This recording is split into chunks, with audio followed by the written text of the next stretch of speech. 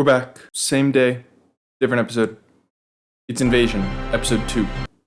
Episode 2 of the Alien series that doesn't only take place through a US perspective, which is kind of nice. If there's one nice thing I'll say about this show, it's that it's not purely through an American point of view. We also have Japanese and we also have British. But we got a little bit more breadth of storyline in this episode. We got as I said before, a British school child storyline, and we got a US soldiers in Afghanistan storyline, which obviously we haven't had enough of those. I guess I'll jump right in. We stayed the same on two of the storylines. Obviously, one of them from last episode went away. The sheriff is dead, gone. I feel like it was meant to be a little bit more of a precursor of showing there's something up. So I don't think that it'll come back. Maybe it will. Who knows? Probably not. But we start with the family and kind of the aftermath of this big crash that happened. Big crash. And they look out and their street is destroyed. And everyone's kind of running around wondering, what do I do? Obviously, there's still that tension there because Anisha, I learned their names, Anisha and Manny, or Ahmed, I think they call him Manny, Anisha's caught Manny cheating. And but now they kind of have to band together to keep their children safe. So Manny runs out, and they're all running around the street. They're like little flashlights, which is strange because why do they have flashlights? I don't feel like it really helped them. Have you ever tried to look around outside in a big open space with a flashlight? It doesn't help. It doesn't help at all. Flashlights are definitely more for enclosed spaces. Plus the street lights were on, so I don't know. That was weird. But there's that tension there. And I would say the big takeaway throughout is, well, number one, apparently there's this distrust, number one, of Manny and Anisha's house because everyone's like, well, your house isn't destroyed, all of our houses are destroyed. And then they kind of go into like they're the only non-white family there, which it sounds like has given them some problems in the past, and now people just don't trust them. And it's just really made clear throughout the episode just how much of a coward and a bad guy Ahmed, or Manny, is. He's just like, he was gonna try to leave without his family, and he's bad. This storyline still didn't push my buttons, I'll say. Like, it didn't really do it for me. It seems that the child, Luke, is special in some kind of way. He hears the aliens. They're saying this word, a certain word over and over again, Woja, I think it was, or Wajo, one of those. And he was the one whose nose didn't bleed before, so it seems like they're setting that up. And then there was a big Tesla ad at the end, which was awesome. Obviously, like, you could say that, it was negative, that it was a negative thing about Tesla because it wouldn't turn on. That's just because apparently Bluetooth wasn't connected, so they did this long shot of how you can turn on your car with your iPhone. And then it rolls away with a nice little shot of the Tesla logo. I thought that was a little off-putting. This show, you can kind of tell is not made to be this thought-provoking thing. It's made to just be like, wow, look at this big flashy show that Apple can put on. And like, okay, yeah, it's not the worst show I've ever seen, but it's just not deep. It's not written well.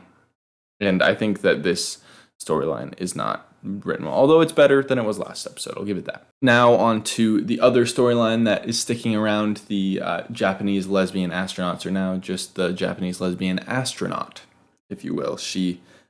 Yamato has lost her partner, and she just kind of realizes that, and she goes on a bit. She number one, she gets very sad, and that was a good scene.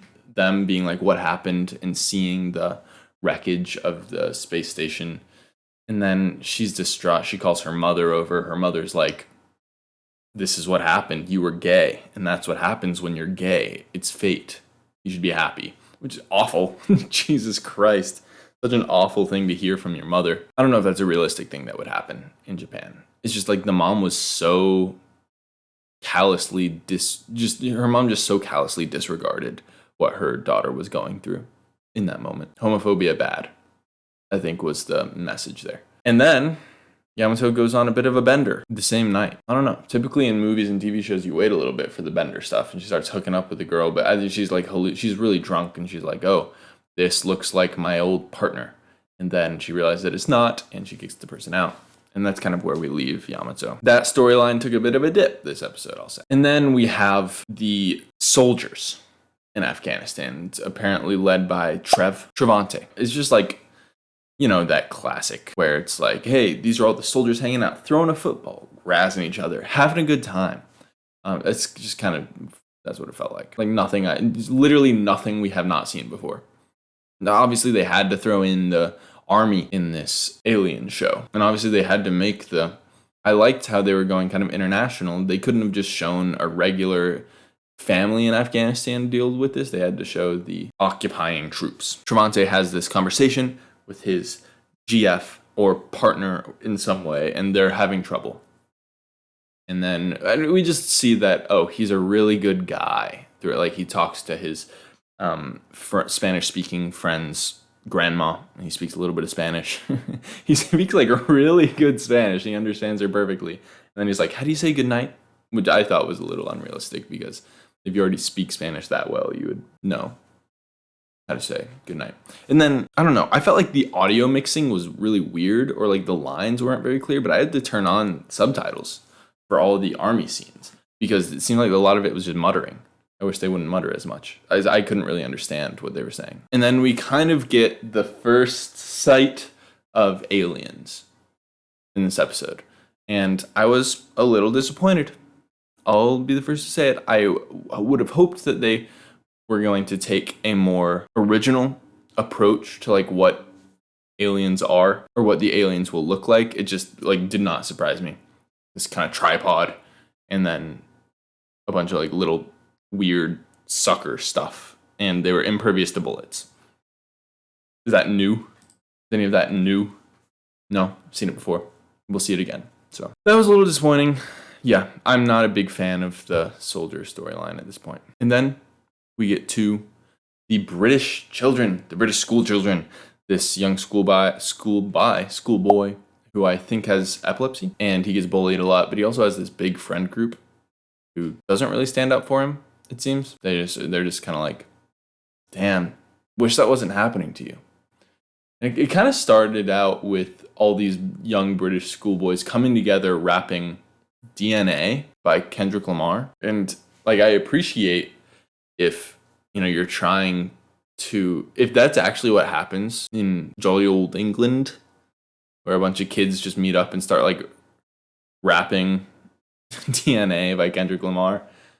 But like, you don't have to put it in the show. I appreciate you trying to be realistic, but if that is realism, don't put it in the show. If it's not, then definitely don't put it in the show. Honestly, I thought this was the best storyline of the bunch, just because of the little romance between the kid Casper and his new bae, Jamila.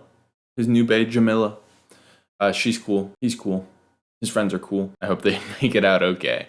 Because when we last saw them, the bus was... But the romance was cute. And I enjoyed that storyline a little bit more than the others. So, I don't know. Overall, it's just like, yeah, generic stuff. Especially with the soldier stuff. It's grand. And I mean, I don't particularly like the cinematography and the way that they're shooting it.